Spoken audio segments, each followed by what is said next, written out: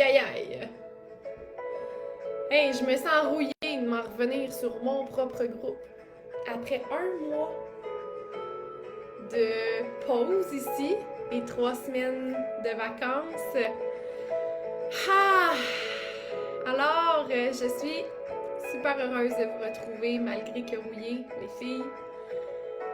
Je vous invite à vous installer confortablement. Si vous êtes déjà installé, écrivez-moi dans le chat. Quelle est l'intention pour votre journée aujourd'hui? C'est quoi que tu te souhaites? De mon côté, je vais m'assurer que je suis bien en direct parce que là, je vois pas les commentaires.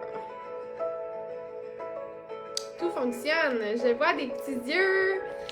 Et bienvenue sur le live. Celles qui sont nouvelles sur le groupe, écris-moi brand new.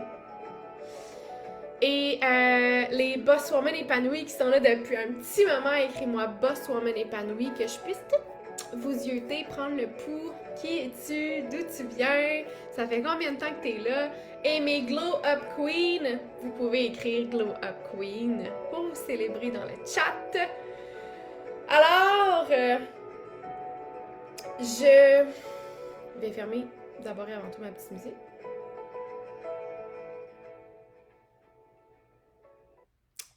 Excellent.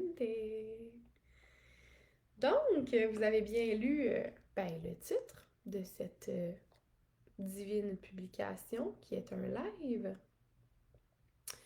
Comment persévérer dans un couple à l'ère où recommencer est devenu si facile? Et c'est une question de Justine, qui est une cliente à moi. Et là, je me suis dit, why not? Cette question-là, je pense qu'elle va vibrer avec beaucoup de femmes. Que tu sois en couple depuis longtemps ou que tu aspires à être en couple, c'est probablement quelque chose que tu vas rencontrer. Et c'est pour ça que j'ai choisi, en fait, c'est un sujet super actuel. Hein, tu es entrepreneur ou tu es une boss woman, tu travailles fort généralement, tu sais ce que c'est de bâtir, tu sais ce que c'est de persévérer, tu sais ce que c'est, euh, tu sais ce que ça prend pour atteindre tes objectifs. Puis pourtant, dans une relation de couple, dans nos relations de couple, on vit dans une société où, au moindre obstacle, on va être graffiné, puis on va peut-être être tenté de repartir à zéro, de tout recommencer, de se dire que le fameux gazon, il est peut-être plus vert ailleurs. Puis aujourd'hui, je vais t'inspirer à persévérer quand ça en vaut la peine. OK? À comprendre pourquoi rester, travailler sur soi et sur la relation, ça peut être une des plus belles formes de succès. Par contre, s'acharner sur la relation, c'est autre chose. Donc, on va démystifier ça ensemble aujourd'hui pour que ça soit clair pour toi de, non pas que tu t'acharnes sur la relation, mais que tu puisses la rechoisir avec amour à tous les jours. Littéralement, avec amour. Donc, juste aller voir ici. Parfait. On a des commentaires. Allô Angélique! Bon matin! Salut Leslie! Hello Céleste! Hello Magali! Bienvenue sur le live en direct avec moi. Si t'es là en rediffusion d'ailleurs puis que tu me pognes à un autre moment donné, fais-moi un petit cœur dans les commentaires juste pour me dire que t'es passé par ici. Est-ce qu'on est chaude à l'idée que je réponde à cette question? Je veux des oui dans les commentaires. Je veux au moins 3 oui dans les commentaires. Sinon, je me tais. On veut des oui. On veut des oui. Oui, oui. J'ai 4 yeux. Je veux 3 oui. 3 oui. Est-ce que cette thématique-là vous parle ou pas pantoute? De rester, d'apprendre à démystifier si on s'acharne à rester avec ce gars-là ou ce partenaire-là, cette partenaire-là, ou bien juste parce qu'on est impatient puis qu'on recherche trop la perfection rapidement qu'on veut skip puis s'en aller ailleurs. Hello Didi! J'adore donc bien ça, c'est Didi Rourou. Bienvenue. C'est la première fois que je vois ton nom. Bienvenue en direct. On a un oui. Je veux 2 autres oui, la gang. S'il vous plaît. Ou Leslie qui écrit oui 3 fois. Alors, comprendre la différence entre persévérer et s'accrocher. Persévérer, ça veut pas dire s'accrocher à une relation toxique ou une dynamique qui est malsaine, qui te fait du mal. Persévérer, c'est de décider de travailler sur ce qui est important pour toi puis d'aller au-delà des difficultés. Sauf que si tu travailles toute seule dans les difficultés, ben tu rames toute seule de ton bord et ça ne fonctionne pas. Les deux doivent vouloir persévérer ensemble pour aller dans la même direction. Donc, pose-toi la question, est-ce que je m'accroche par peur de l'inconnu ou par amour véritable de faire grandir cette relation-là? Est-ce que si par exemple ça fait 10 ans que tu es en couple, ça peut faire peur de terminer le chapitre et de t'en aller ailleurs? Réellement. Est-ce que tu t'accroches par peur de l'inconnu ou parce que cet homme-là, tu l'aimes profondément, c'est juste que tu es graffiné sur certains sujets? Alors là, ça te demanderait de persévérer. Puis quand on persévère, ben c'est par choix conscient, pas par peur du manque ou par peur de la solitude.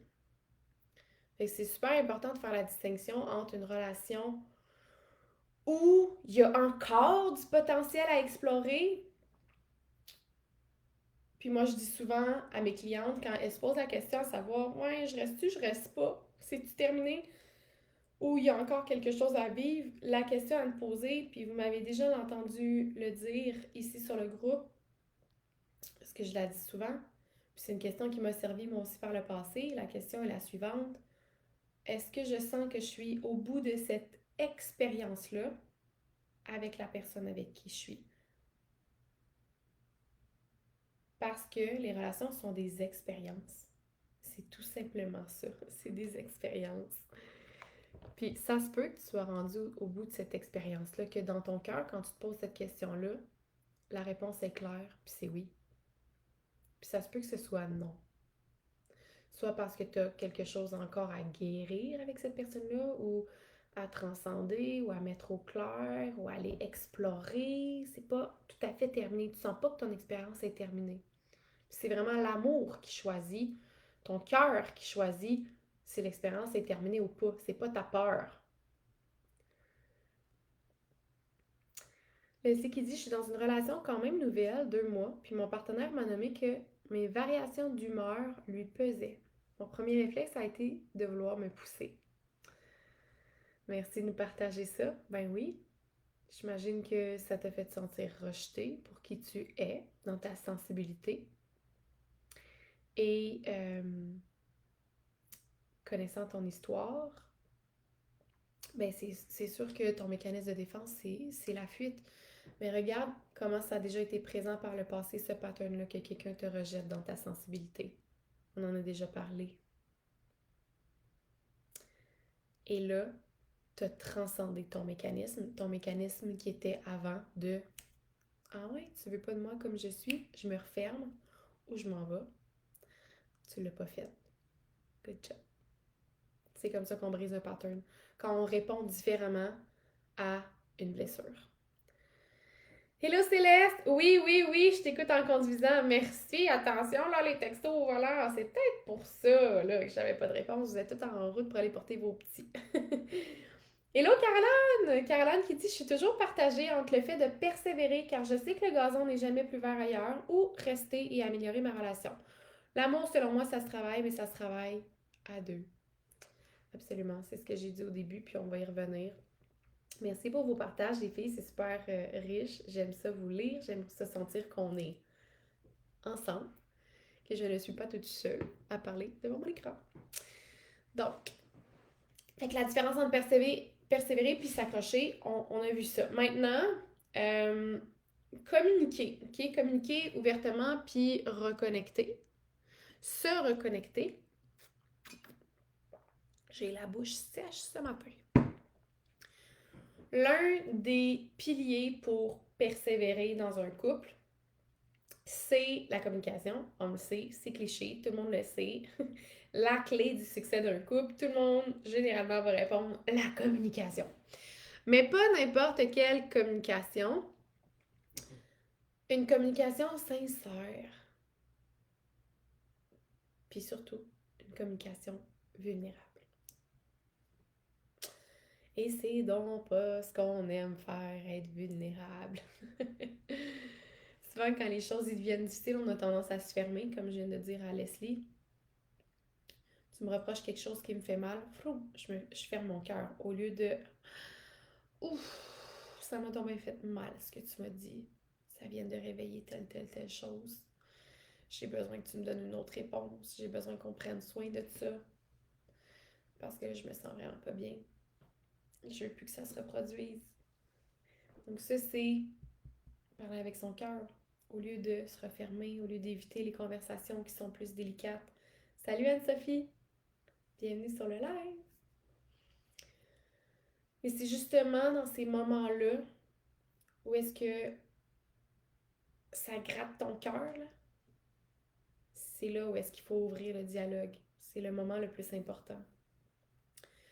Fait que prends le temps de parler à ton partenaire ou ta partenaire, de lui partager tes peurs, tes frustrations, puis aussi tes espoirs. Si vous êtes dans une période difficile, là, okay, puis que vous avez l'impression de, je sais pas, recommencer le même pattern parce que vous allez dans la résolution du conflit toujours de la même façon, puis finalement ça fonctionne pas, va lui partager tes espoirs si tu veux le choisir à nouveau, que tu as encore confiance pour vous, puis que toi, tu n'es pas au bout de ton expérience avec lui, que vous allez travailler ensemble si lui travaille avec toi. Hello les filles! Salut Sophie! Hello Kristen Lee! Bienvenue sur le live les filles. On parle d'un sujet quand même assez important, juicy. Alors, oui, la communication ouverte, communication sincère, mais surtout la vulnérabilité. On a tellement peur d'aller là, puis pourtant, c'est là où est-ce que les conversations sont les plus puissantes. Parce que autrement, si on va pas dans la vulnérabilité, on va aller dans le mental, on va aller dans le contrôle, on va aller dans la critique, le mépris, l'analyse, rationaliser le conflit. Mais c'est pas puissant, ça résonne pas en tout avec ton cœur, ni le sien. Et ça aboutit rarement à un endroit où on le désire. Parce que le désir, il se passe ici.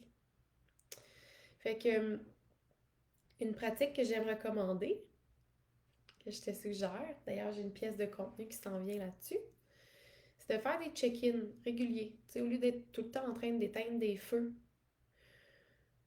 sur l'urgence, parce que là vous avez un conflit, puis par la force des choses, vous êtes obligé de l'aborder parce que sinon ça l'éclate, puis ça va pas bien, puis sinon, si on règle pas ça, je m'en vais demain matin.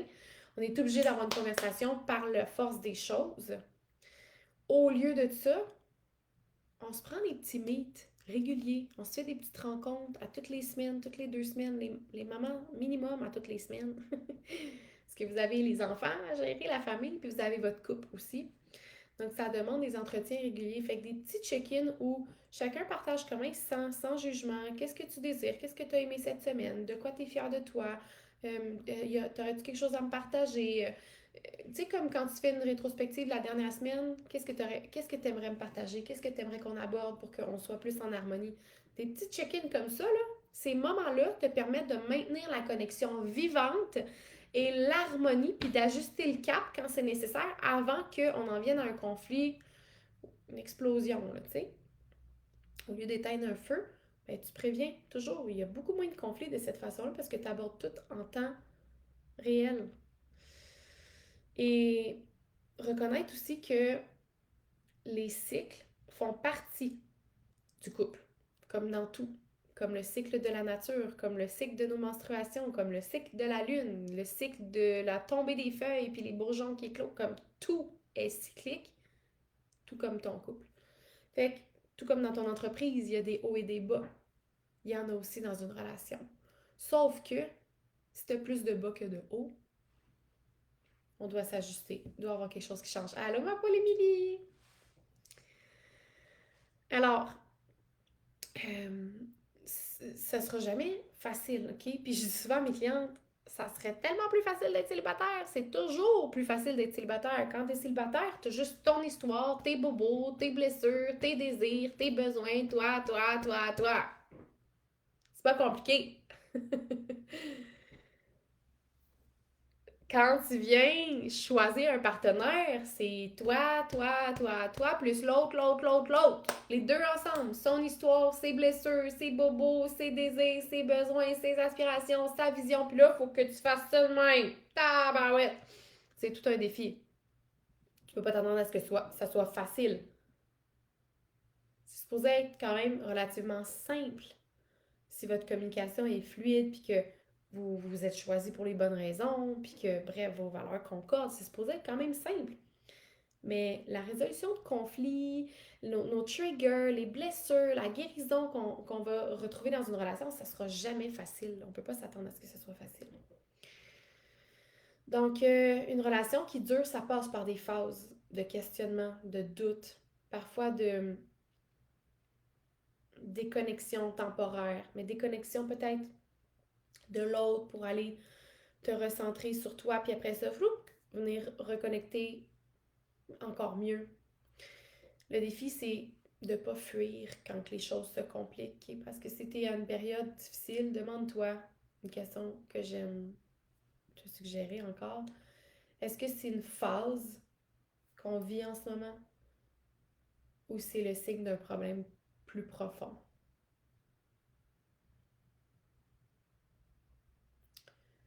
Puis là, on doit apprendre à traverser ces cycles-là ensemble. Puis souvent, ce que je vois, c'est que parmi mes clientes, là, c'est que les filles, vous contribuez, puis les hommes, vous sentez que vous les sentez pas avec vous dans la contribution. Vous avez l'impression de travailler toute seule dans la direction que vous voulez aller. Et ce que je remarque, 80% du temps, il y a un 20% quand même qui appartient à l'homme, puis à l'échec, puis à son non-désir de contribution, puis bref, c'est vous à l'échec, ça fonctionne pas. Mais il y a un 80% parmi les femmes qui pensent que l'homme ne contribue pas, que c'est parce que tu communiques mal les choses. Tu communiques mal les choses, puis il n'est pas inspiré pantoute à contribuer. Il fait son adulte enfant, là, puis il boude par rapport à ce que tu lui dis. Fait que, ah mon Dieu, les explosions des feux d'artifice.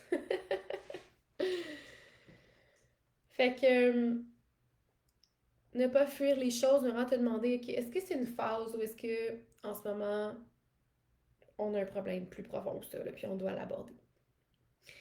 Accepter de traverser les cycles ensemble, puis surtout accepter que ça ne sera pas toujours parfait.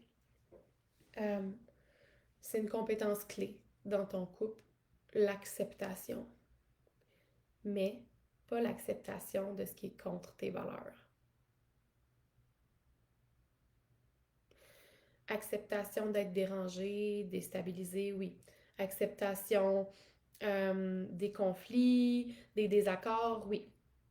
Mais acceptation de tout ce qui est contre tes valeurs ou qui vient toucher à ton intégrité, qui vient te faire du mal réellement et non pas mal à ton ego, mal à ton être, c'est à rectifier.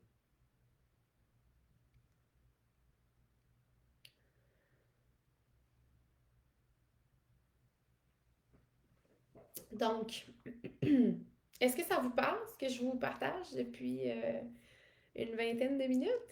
Comment ça se passe dans le chat? Avez-vous des questions?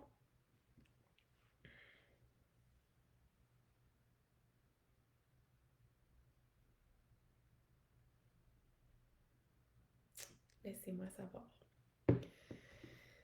Alors, s'engager ensuite. S'engager à Pas pour le meilleur et pour le pire, OK? Moi, j'y crois pas à ça. Pour le pire, tu crises ton camp. C'est ça que tu fais.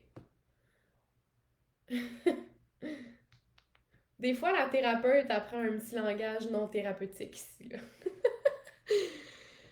S'engager à évoluer ensemble pour le meilleur, c'est tout. Il n'y a pas de pour le pire. Parce que pour le pire, c'est dramatique en tabarouette, puis t'en veux pas de drame dans ta vie. Fait que je me mets en petite boule. S'engager. Parce qu'on évolue. On change constamment. Toi, t'évolues. Ton partenaire évolue. Puis parfois, ben, vos évolutions, ils peuvent sembler vous éloigner. Puis c'est là que c'est crucial de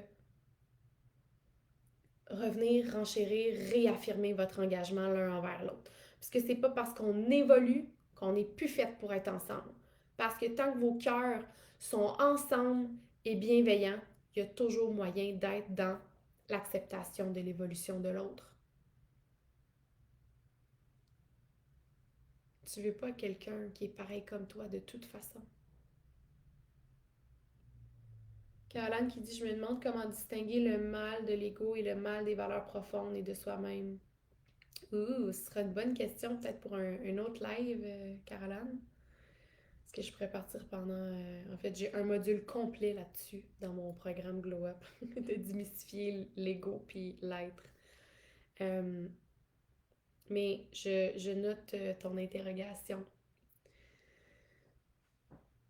Donc, ton évolution personnelle ne devrait pas te séparer de lui, mais plus te questionner sur qu'est-ce que tu devrais lui communiquer pour l'inspirer à venir te rejoindre d'une quelconque façon dans ton cœur, même si votre évolution est différente. Puissant. Parce que ça, c'est quelque chose que j'ai souvent tenté de faire. Crème, je suis une thérapeute, là.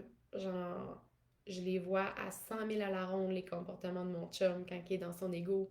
Je les vois aussi, les miens. Mais je pourrais absolument dire, il y a un gap dans notre évolution. Puis je suis plus sage que toi.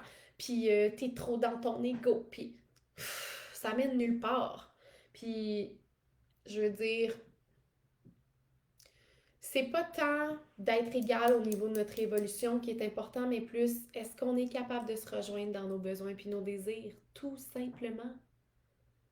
Est-ce qu'on s'en va dans la même direction? Est-ce que notre vision, elle est commune? À partir de là, on peut poursuivre notre expérience. J'ai essayé, là, tu devrais faire des thérapies. Je les bookais moi-même, là. J'y trouvais des pages Instagram de des groupes de gars, puis j'étais comme, va faire ça, ça va te faire du bien. Mon chum, il en a rien à chier pour l'instant de tout ça. Ça fait pas de lui une moins bonne personne, une personne moins égale ou juste à mon évolution puis à moi. Ça fait juste une personne qui respecte son rythme et je l'ai choisi comme ça, donc pourquoi vouloir le changer? On a encore des ballons, la gang. Tant et aussi longtemps que moi, je me sens respectée. Tant et aussi longtemps que moi, mes besoins sont comblés. Tant et aussi longtemps que mes désirs sont assouvis. Tant et aussi longtemps que je sens qu'on s'en va dans la même direction puis qu'on partage la même vision puis les mêmes valeurs. Ça, c'est la base. Ça, c'est le plus important. Après ça, c'est un bonus si ton chum fait du développement personnel ou de la thérapie. Mais reste qu'à un moment donné, dans un couple, c'est un petit peu nécessaire de se regarder le nombril, là, un petit peu beaucoup. OK? Fait que s'il ne se regarde pas le nombril pantoute, je te comprends à un moment donné, il va falloir avoir une discussion par rapport à j'ai besoin que tu prennes conscience toi aussi de tes choses parce que je sens pas que tu me comprends, je me sens pas comprise. C'est ça. Peut-être à un moment donné, quand on sent que nos évolutions sont différentes, peut-être que tu te sens pas comprise, tu as ce besoin-là d'être comprise. Donc là, ce serait ça de lui nommer. Je me sens pas comprise, j'aimerais ça. J'aimerais tellement ça que tu me comprennes, qu'on parle le même langage. Y a-t-il possibilité, tu sais, que toi aussi, de ton côté, tu fasses ce chemin-là ou que tu sois un petit peu plus curieux par rapport à ce que je fais pour que quand je t'exprime des choses, mais je te sens plus ouvert, je te sens plus connecté avec moi, je me sens plus en harmonie parce que là, pour l'instant, je sens comme que je suis seule là-dedans, tu sais. Exprimer comme ça, le gars, il va faire comme, OK, ouais, un petit peu plus curieux que si tu dis, ouais, on n'est pas rendu à la même évolution, là. Je sens que tu tires de la patte en arrière de moi, là, puis ça marche pas, ça, là. Fait que, réaffirmer votre engagement l'un envers l'autre, même quand vous semblez vous éloigner encore plus, en fait, si vous semblez vous éloigner. Puis de te poser la question suivante, est-ce que je suis prête à grandir avec cette personne-là? Même quand nos chemins ne semblent pas toujours parfaitement alignés. Si la réponse c'est oui, vous pouvez trouver des façons de vous soutenir mutuellement dans vos transformations respectives, peu importe c'est lesquelles que vous choisissez de faire.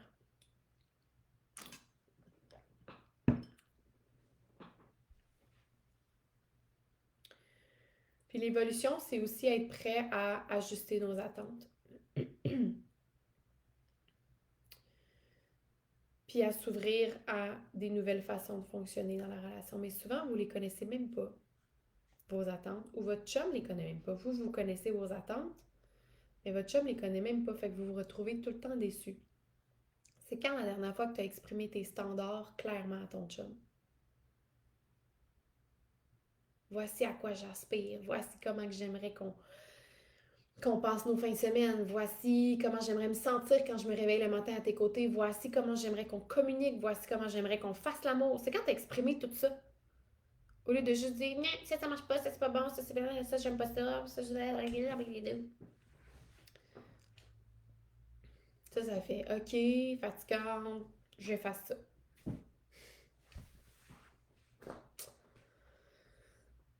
Donc, choisir l'amour chaque jour, c'est aussi un point que je voulais vous déposer, du sens que l'amour, c'est un choix. L'amour, c'est même pas une sensation. L'amour, c'est un choix qui t'emmène sur une vibration. À toutes les fois où est-ce que tu es déclenché, tu peux choisir l'amour.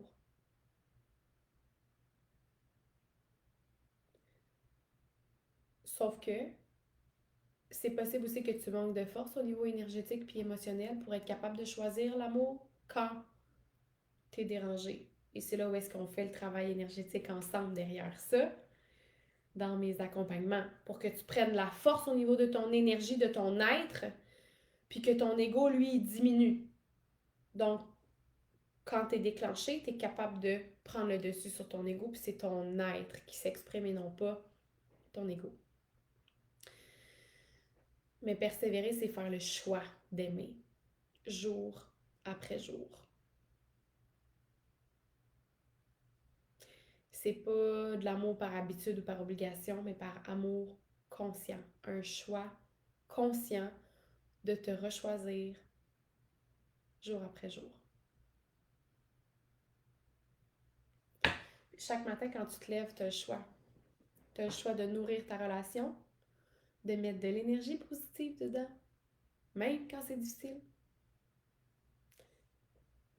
Des petits gestes du quotidien, des attentions, des mots doux. C'est ça qui va aussi nourrir ta capacité à ressentir de l'amour pour lui, pour construire une relation durable. Mais rappelle-toi vraiment là, tu sais que l'amour, c'est pas toujours un grand feu d'artifice comme notre écran nous a présenté tantôt. Parfois, c'est un petit feu qui brûle doucement, puis qui réchauffe pour longtemps, qui dure plus longtemps.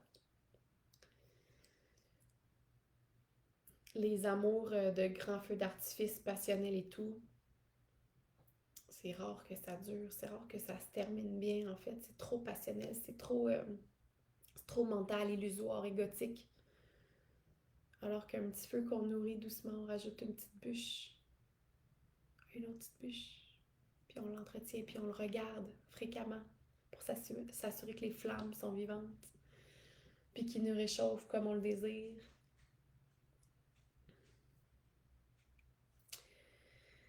Alors voilà, on est à la fin de notre coaching. Merci d'avoir été là aujourd'hui. Dans un monde où recommencer semble être la solution la plus facile, je t'encourage vraiment à prendre le temps de réfléchir à toi, qu'est-ce que tu veux vraiment, si la relation, elle vaut la peine, puis surtout si elle te nourrit réellement, si réellement tu as envie de persévérer. Parce que persévérer, ça peut réellement être la clé pour créer quelque chose de profondément riche et épanouissant. Puis, comme je vous dis, rappelez-vous des stats, là. 80% des femmes qui me disent que leur chum ne contribue pas, puis que ça va pas bien, puis que 80% du temps, on réussit à sauver ça pour améliorer les choses. Mais il y a un 20%, finalement, ça tombe à l'échec. Mais persévérer dans une relation, c'est vraiment un des plus grands actes de courage que tu puisses faire, prendre. Puis ça demande de la vulnérabilité, ça demande du travail, puis ça demande surtout le choix de l'amour à tous les jours pour toi puis pour l'autre. Fait que merci d'avoir été là aujourd'hui. Rappelle-toi que c'est toi la créatrice de ton chemin amoureux, puis que chaque choix que tu fais peut t'amener vers plus de douceur, d'équilibre et d'harmonie. Bisous. Bye!